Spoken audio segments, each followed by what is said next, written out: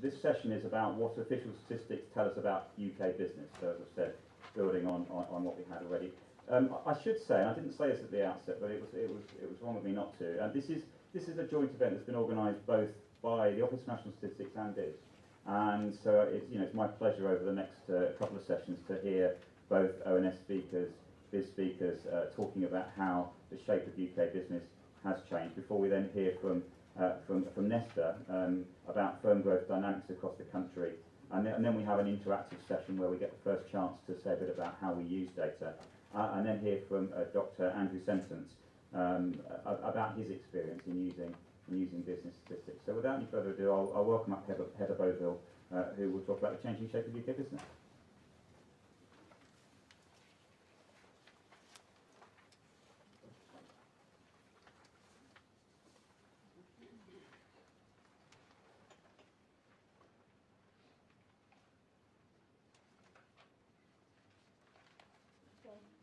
Thanks, Jason. So this will be a joint presentation with myself and Brian from BIS. Just a reminder, you'll all need your voting buttons during this, so have them at the ready. I just wanted to start off by saying that there's obviously, as we've touched on already, a wide range of business statistic data sources, and it's not possible that we're going to be able to get through all of them in this presentation. But I just wanted to highlight some of them examples so that we can see just quite the range there are. So to begin with, we've got things like the UK business activity and size publication, which comes from the IDBR, and the business population estimates. And they help us to understand and monitor the types of businesses that exist in the UK. We have things like the insolvency service statistics and the ONS business demography statistics, which help us to understand whether and how the stock of businesses are changing, and whether there are the life cycle of businesses, such as births, deaths, liquidations and survival rates. We have the annual business survey, which is the main structural business survey in the UK, and that provides detailed financial information such as turnover and stocks, and that's one of the main sources of information that feeds into national accounts.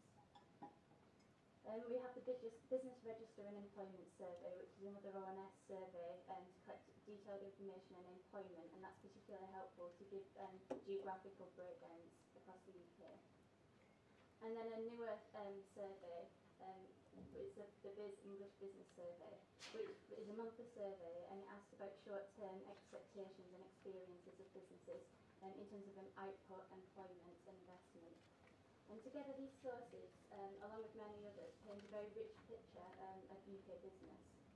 And the interactive Business Statistics User Guide is something that's been released recently by the ONS, and that's a step to try and help people find their way around some of these business statistics. And there'll be an interactive demonstration of this, as Jason mentioned, in the coffee break this afternoon. So as I said, we can't look at all these sources today, so we'll just pick out some of the key messages. And we wanted to relate it back to the messages that Andrew touched on earlier. And so the 3 points were: there's been an increase in the relative size of the service sector. There's been an increase in the number of zero-employee businesses, and large businesses are quite few in number, but they account for the majority of turnover. So they're quite important to the economy. So let's go into these in more detail. So first of all, there's been an increase in the size of the service sector, and we want to understand more about this, why this has happened, what's happened in services and what's happened in manufacturing.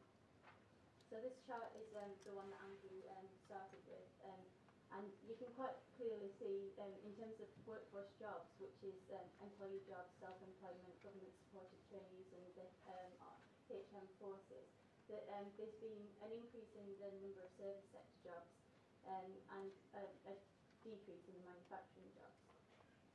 But what's interesting is to look at the relationship between the changes in jobs and the changes in GVA. So we're going to be quite a few charts like these, the animated charts, throughout the rest of the presentation. So I just wanted to take some time to explain in detail what this is showing so everyone can understand it when we press play.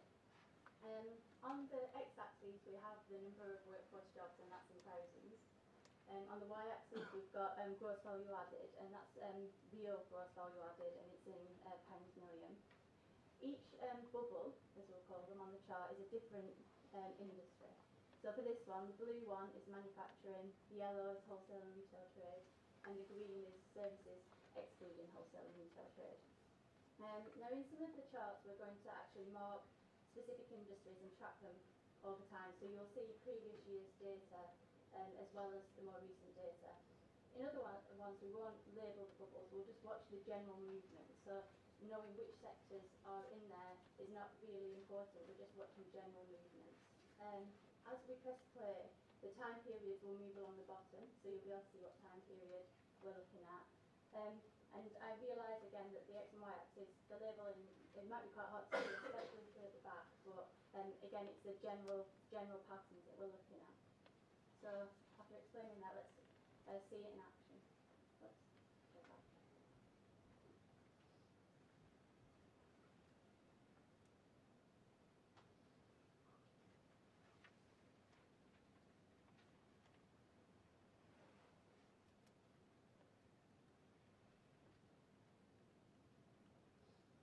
Okay, so the three broad industries that we're looking at have seen quite different patterns. So if we start over here with services, it's seen the increase in workforce jobs that the previous slide showed, but it's also seen an increase in the in GBA. So workforce jobs went up about a quarter, but the GBA increase went up by about a half. So there's a larger increase in GBA than there is in jobs. And there is a slight stumbling in the recession, but you can definitely see the general direction. Now, interestingly, when we come and look at manufacturing, we see that jobs have decreased substantially by 41% decrease between 1997 and 2011. But GVA over that time, especially up until the recession, was relatively constant. There has been a small drop-off here during the recession, but it has started to pick up again slightly towards the end. And so these movements mean that in terms of the relative size, because GVA in manufacturing has remained quite constant and the service sector has increased, that services has become a bigger relative share of the economy. And this is a pattern that's common across most of the developed nations, with the exception of Germany, which is actually the manufacturing share of the GVA has remained quite constant over the period at about 20%. So I'll now hand over to Brian, who's going to talk about breakdown manufacturing and services and look in a bit more detail about what's happening there.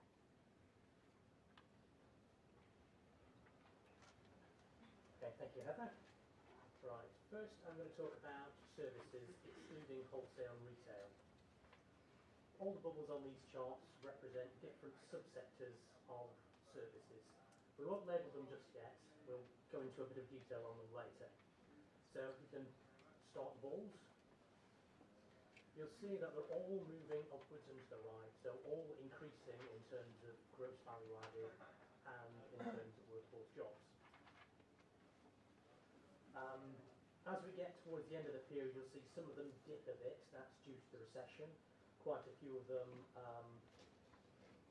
do dip towards the recession, but most of them do recover.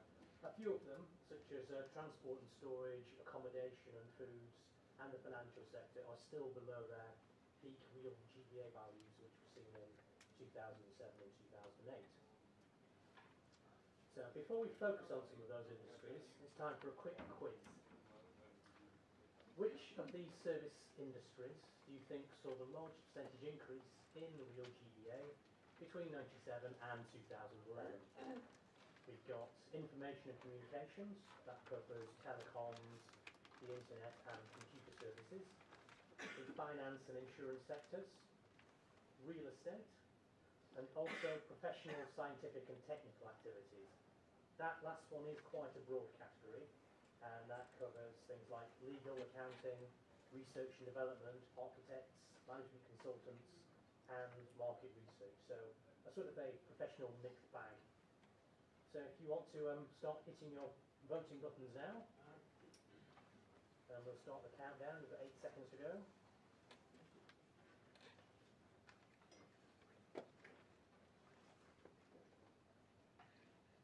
Okay, thank you. And the results are, we've had 81 votes, and 34 of you have thought the finance and insurance sector is the largest one. Let's see what the answer is. It is actually information communication by quite a long way. That's increased by 147% since 1997. Now, if there is an industry which exemplifies the changes that have happened since 1947, it is the information and communication sector, because that includes lots of internet services and also these. We've all got one, quite a few of us will have two. Okay, back to the bubble charts. Now, within the service sector, as we said before, most of these industries, or almost all these industries, increased in terms of GVA and workforce jobs. So if we can start it running. You'll see in finance, both jobs and GVA peak around the 2008 mark, and then they dip down for the next few years. The pattern within the professional, scientific and technical activities shows quite a large increase in workforce jobs and also GVA, and then you can clearly see the recession dip. In real estate, we've got a clear increase in GVA and a slight increase in jobs as well, which sort of tails off towards the recession. And the final one is the information and communication sector. Very strong increase in GVA and an increase in jobs as well. There is a bit of a stutter around the recession, but not really much compared to the rest of the industries. So this chart shows, while information and communications has had the highest percentage increase, it's still not the largest service sector. That is still finance and insurance, followed by health and social work, which is mostly public, and then our professional, scientific and technical mixed back.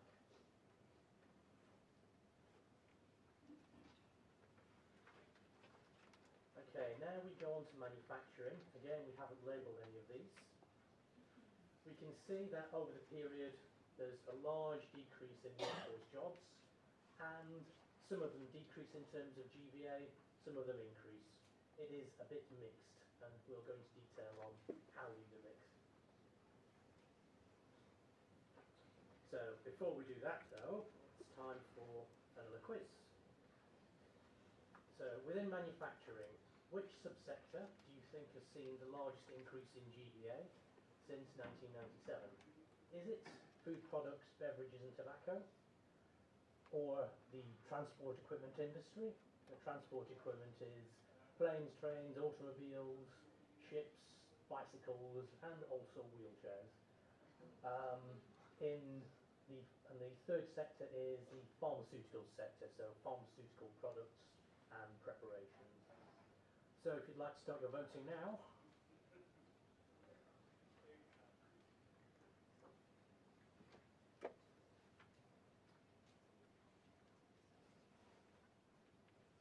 Okay, and the results are, so most of you, in fact the majority have gone for the pharmaceutical sector, and you are correct. The pharmaceutical sector has grown by 46% over the period, although transport equipment hasn't been much farther behind. The food, beverages and tobacco industry has grown by 7%. I'll just go into a bit of detail on these before we go on to the next slide. Okay, sorry.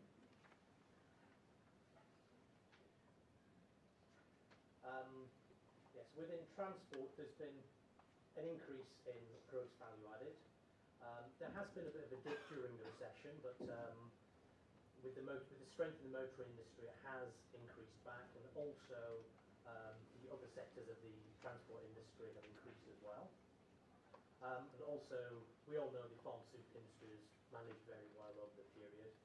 Very generally, the best performing sectors within manufacturing do tend to be the higher technology ones, such as transport equipment and pharmaceuticals. And the lower technology ones are slightly more prone to being outsourced abroad. Of course, this isn't a complete rule. There are exceptions to this trend. So within manufacturing, there are two main groups. There are those which have seen an increase in GVA but a decrease in jobs. And if we run it now, we can see some of these. So while these groups have done roughly the same thing, we can see changes in the timing of what's happened.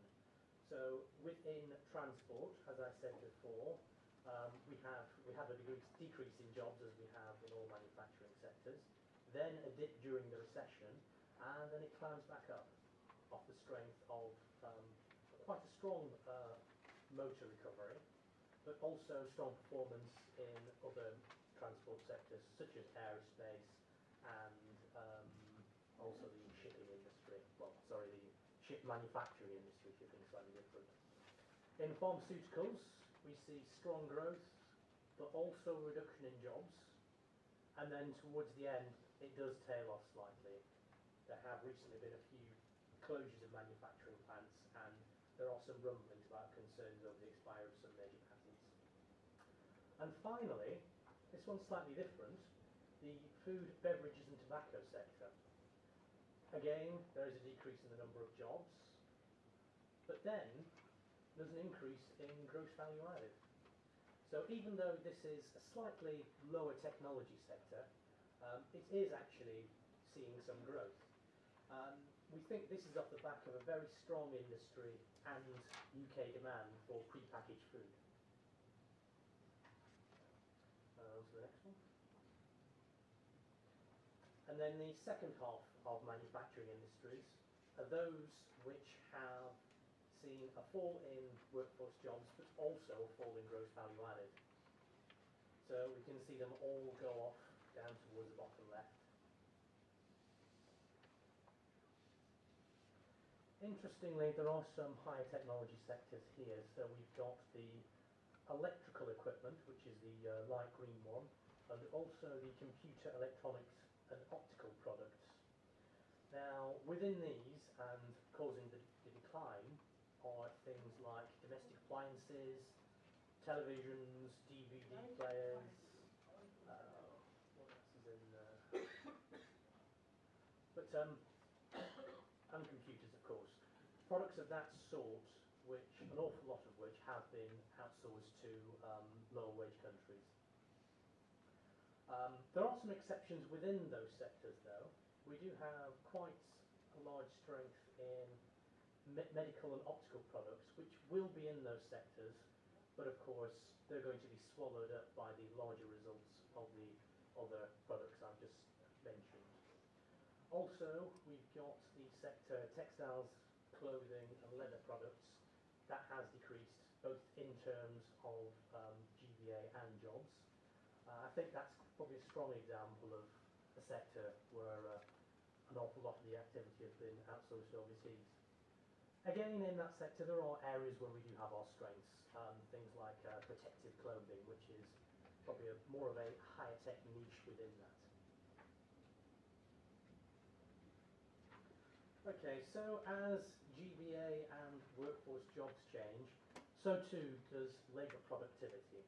This is sort of a simplified version of labour productivity because we've just taken gross value added over jobs.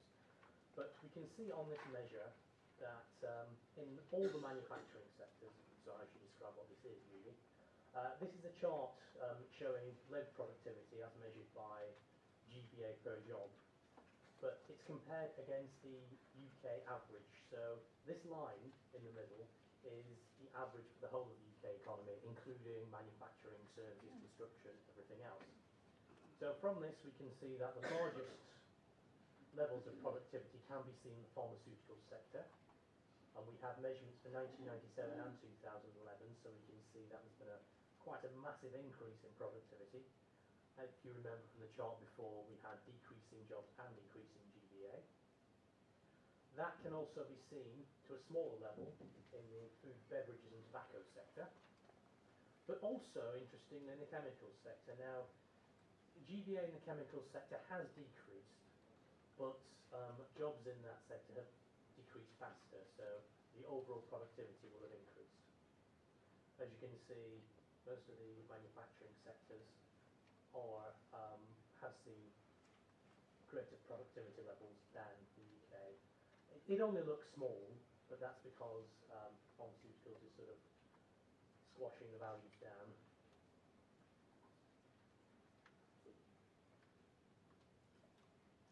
In some ways, manufacturing could be defined as being perhaps a victim of its own successing. As productivity is so high and productivity growth is so high, and in part that's probably to do with the large amount of research and development that goes into manufacturing, you can now produce the same amount of things with half the number of employees. So that will have downward pressure on the number of employees. Also, that could have downward pressure on price levels. Because you can produce things cheaper, the price of these products will rise less fast than the price of services. So that will have implications for the size of the economy in terms of its turnover and then its GDA.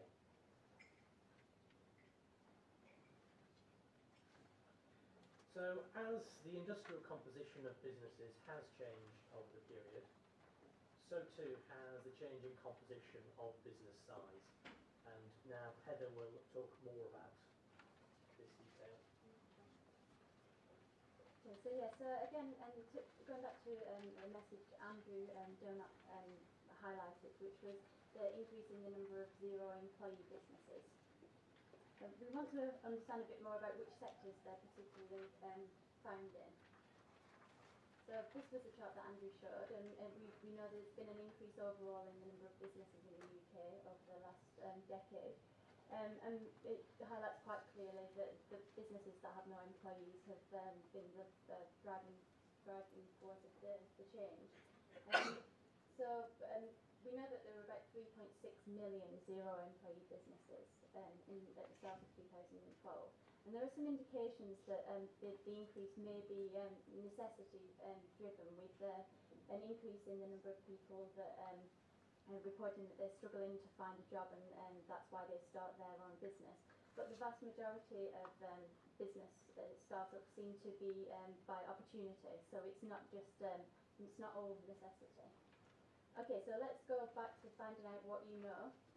If you think of all businesses that don't have any employees, which sectors do you think that the majority or the highest percentage are found in? Do you think it's construction? Do you think it's professional, scientific and technical activities, which Brian mentioned earlier as things like accountants, legal, market research? Or do you think it's wholesale and retail trade and repair?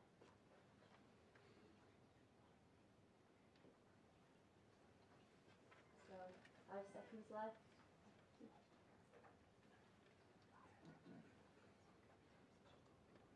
Okay, so let's see what people thought. So of the 81 people that responded to that question, we had 39 people said construction, which was the highest, but interestingly, still quite a lot of people thought the other two categories. And so looking at the answer, we see that construction, so 21.3% of all businesses that don't have any employees are in construction. And when you understand the definition of construction in the 6 classifications, kind of helps you understand why this might be the case. Things like painters, electricians, roofers, painters, joiners are in there.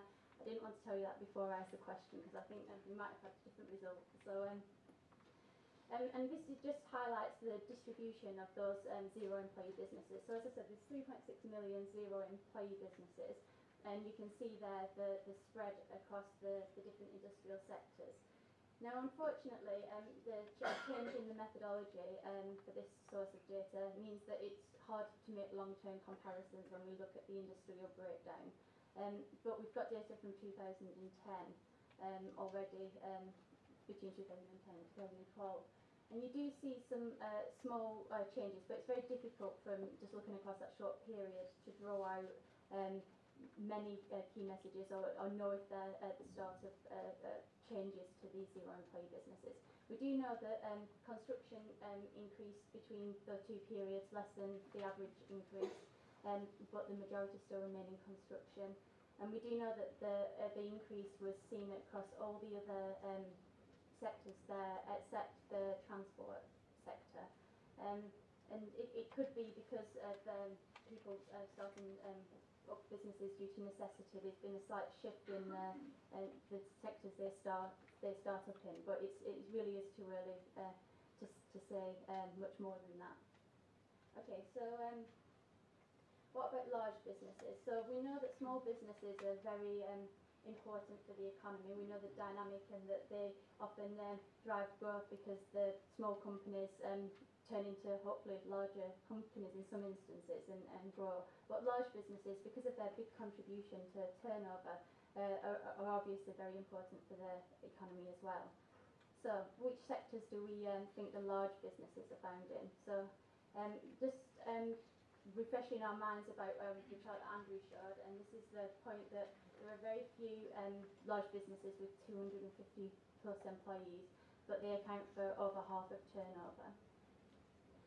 So what sector do we think that, of all these large businesses, what sector do we think that the majority are found in? Is it wholesale and retail, manufacturing, or accommodation and food? 10 seconds to vote.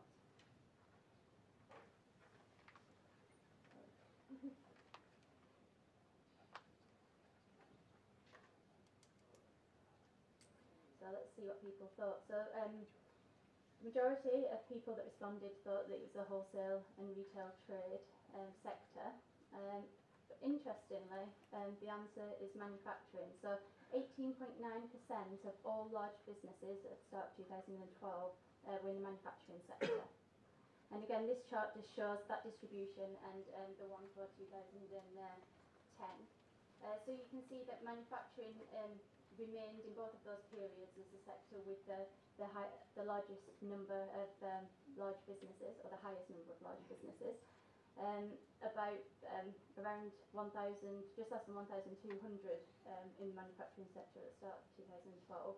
But interestingly, the number has slightly decreased between the short time period that we are able to look at, whereas in the majority of other sectors there has been an increase in the number of large businesses. And I think that ties back to the messages that Brian was highlighting in terms of the changing composition of the economy as the certain services become more important to our daily lives. So just to recap on the key things we've covered, so we looked at why the service sector has increased in terms of its relative size, and that has two important factors there with strong growth in information and communications and professional, scientific and technical activities. We saw that there's an increase in zero employee businesses. We know the highest number of those are in construction, but actually the growth in the number in construction has been lower than for other sectors.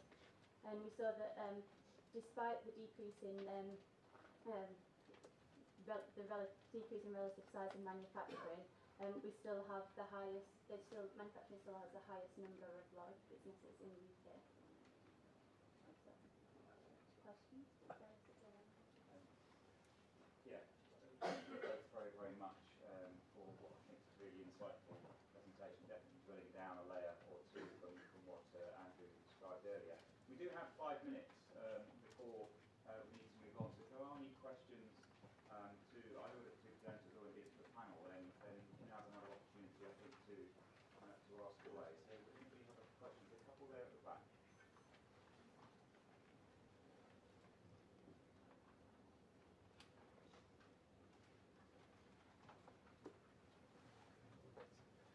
Dave Onions from Worcestershire County Council.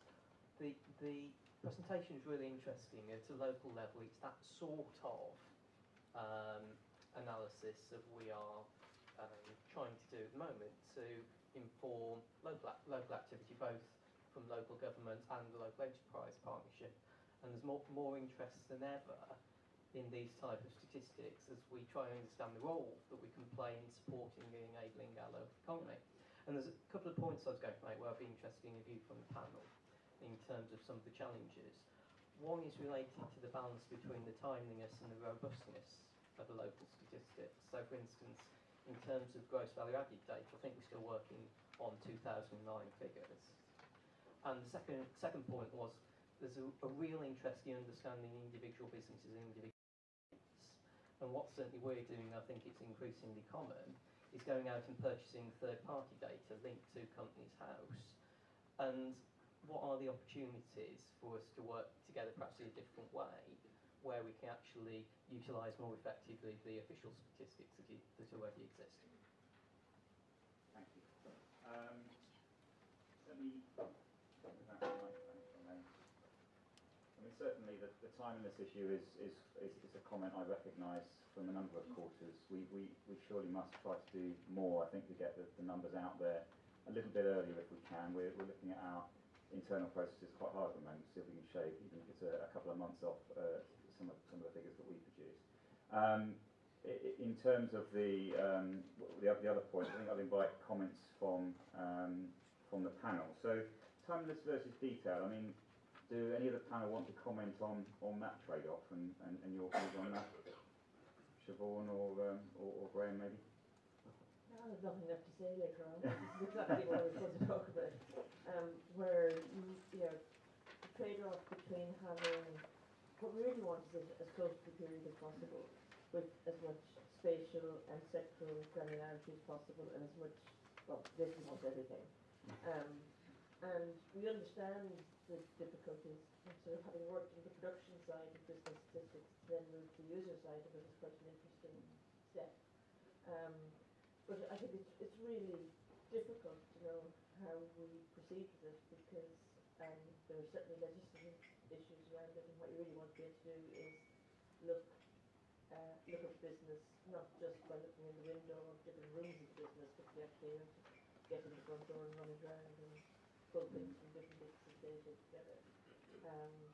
So I think that's a really key thing on my wish list.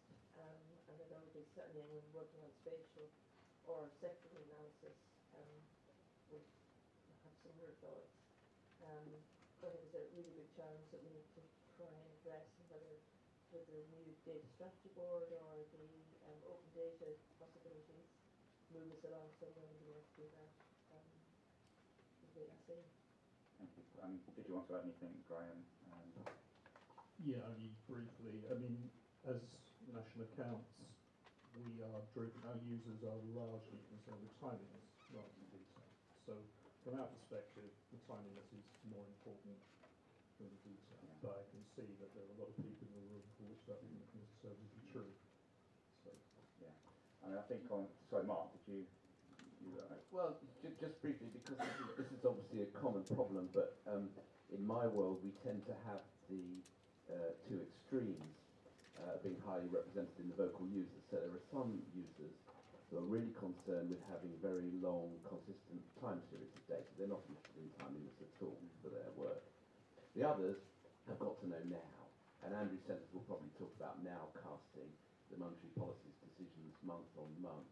That's really important, and simple extrapolations don't really work. But the thing that seems a bit strange in talking to our reporters, as we do regularly did yesterday, was their approach is, well, we can do the micro from the macro.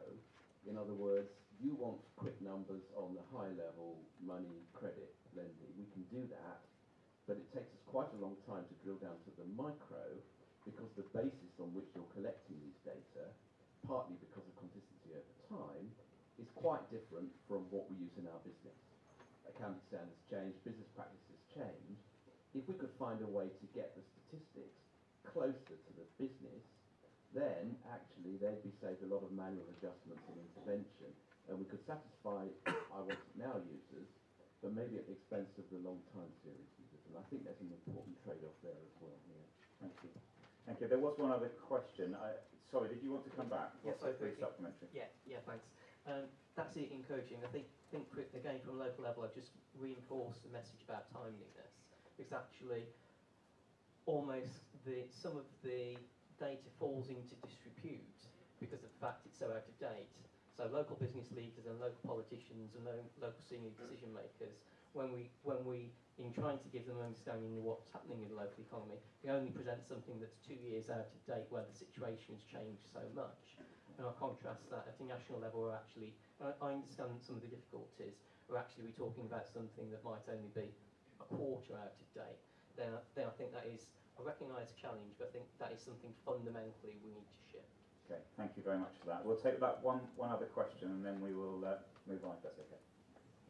Alex Peel, Sainsbury's. I just had a quick question. When we were looking at the employment GVA charts, you went into detail for manufacturing and for services, but not for retail. And I was wondering if you had any sort of trends that you could share quickly just on the different subsets within retail. Well, I can take that. I'm afraid the answer to that is we don't actually have them to hand at the moment, no. It would be quite easy to calculate those things, but if you wanted to know more about them, then you could get in contact with me, and I'd be very happy to tell you about them and anybody else who'd like to know, but we just don't have them to hand at the moment. Thank you very much.